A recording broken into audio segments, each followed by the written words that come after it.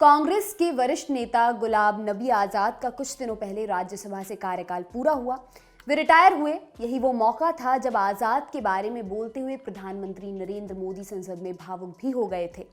गुलाम नबी आजाद इन दिनों जम्मू कश्मीर के 3 दिवसीय दौरे पर हैं। उनके साथ है कांग्रेस G23 के नेता।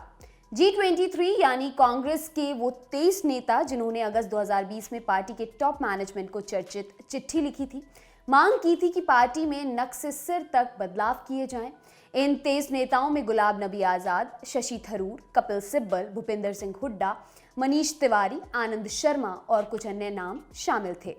चिट्ठी लिखने वाले इन्हीं नेताओं में से तमाम अब जम्मू कश्मीर में आजाद से मिलने पहुंचे हैं।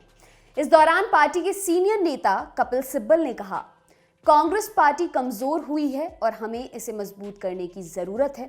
इस बात को हमें स्वीकार करना चाहिए। जब आप प्लेन में जाते हैं तो आपको चलने के साथ साथ एक इंजीनियर की भी जरूरत होती है जो इसकी तकनीक के बारे में जानता हो। गुलाम नबी आजाद कांग्रेस के लिए इसी भूमिका में हैं। वे देश के सभी राज्यों की जमीनी हकीकत जानते हैं। इस मिलन के साथ ही सुगबुगाहट शुरू हो गई है। क्या कांग्रेस में कोई बगावत होने वाली है? इस पर राज बब्बर ने कहा कि लोग हमें G23 कहते हैं, लेकिन हम गांधी 23 हैं और गांधी 23 कांग्रेस की मजबूती चाहता है। राज बब्बर ने कहा कि कांग्रेस वो पार्टी है जहां सबकी बात सुनी जाती है।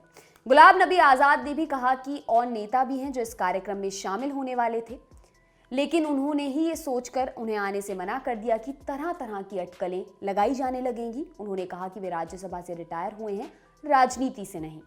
आपके लिए खबर लिखी हमारे साथी अभिषेक ने। मेरा नाम है दिव्यांशी। देखते रहिए दी लल्लन टॉप। शुक्रिया। कसर रह गई हमारी कोशिशों में, कसक रह गई कि देश जितना बेहतर, जितना महान हो सकता था, हो नहीं पाया। और एक कसम रह गई कि देश का जो कर्ज है उसे थोड़ा बहुत तो उतारना है। भावुकता का लबादा ओढ़कर बोलता तो यूं बोलता, लेकिन बात सीधी है तो सच्चे ढंग से आप तक कही जानी है।